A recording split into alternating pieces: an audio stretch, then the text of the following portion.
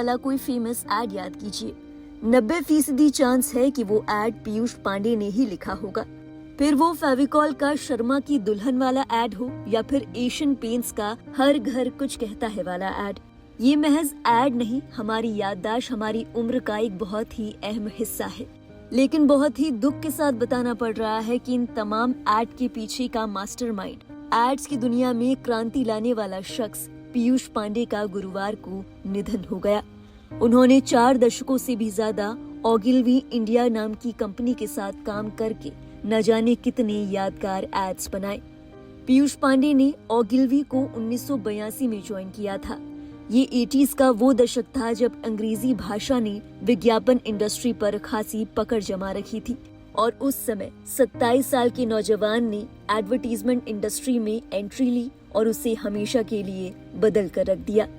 Ogilvy join करने के बाद पीयूष पांडे ने क्रिकेट से लेकर चाय की टेस्टिंग और निर्माण जैसे कई क्षेत्रों के लिए विज्ञापन बनाए। यहाँ से शुरू हुई उनकी यात्रा 4 दशकों तक चली।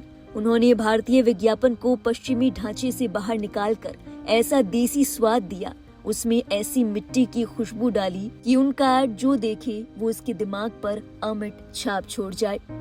न केवल एड्स बल्कि पीयूष पांडे ने कई जनहित अभियानों को सफल बनाने में महत्वपूर्ण भूमिका निभाई। पल्स पोलियो का 2 बूंद जिंदगी की अभियान तो आपको याद ही होगा। ये भी पीयूष पांडे का ही मास्टरपीस था। उन्होंने देशभक्ति गीत मिले सुर मेरा तुम्हारा के बोल भी लिखे, जो राष्ट्रीय एकता का प्रतीक बन गया। विज्ञापन जगत में उनके असाधारण योगदान के लिए उन्हें साल 2016 में पद्मश्री पुरस्कार से नवाजा गया। पद्मश्री से सम्मानित पीयूष पांडे ने फेविकॉल, कैडबरी और एशियन पेंट्स जैसी मशहूर कंपनियों के लिए यादगार एड्स बनाए। वे विज्ञापन जगत के सबसे प्रभावशाली व्यक्तियों में से एक माने जाते थे। पीयूष पांडे का जन्म 1955 में जयपुर में हुआ था।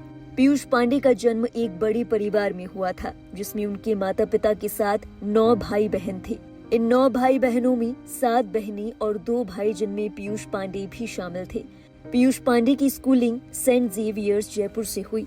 इसके बाद उन्होंने ग्रेजुएशन और फिर पोस्ट ग्रेजुएशन दिल्ली के सेंट स्टीफेंस कॉलेज से हिस्ट्री में किया था। पीयूष पांडे एक साधारण परिवार से ताल्लुक रखते थे। उनके पिता बैंक में काम किया करते थे। पीयूष पांडे ने अपनी शुरुआत के कई सालों तक क्रिकेट खेला।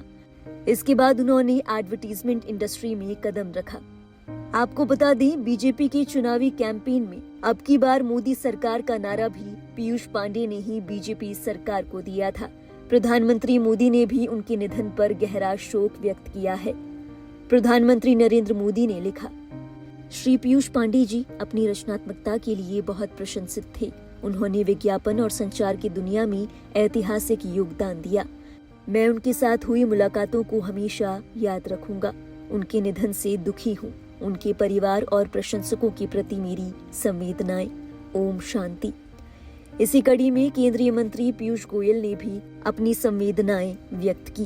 केंद्रीय मंत्री पीयूष गोयल ने अपने सोशल मीडिया हैंडल एक्स से लिखा, पद्मश्री पीयूष पांडे के निधन पर अपनी उदासी जाहिर करने के लिए मेरे पास शब्द नहीं है।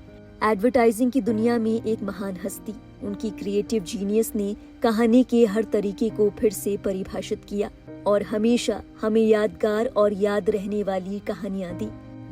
मेरे लिए वो ऐसे दोस्त थे जिनकी चमक उनकी सच्चाई, गर्मजोशी और हाजिर जवाबी में दिखती थी।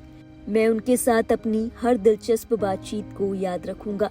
वो अपने पीछे गहरा खालीपन छोड़ गए हैं, जिसे भरना मुश्किल होगा।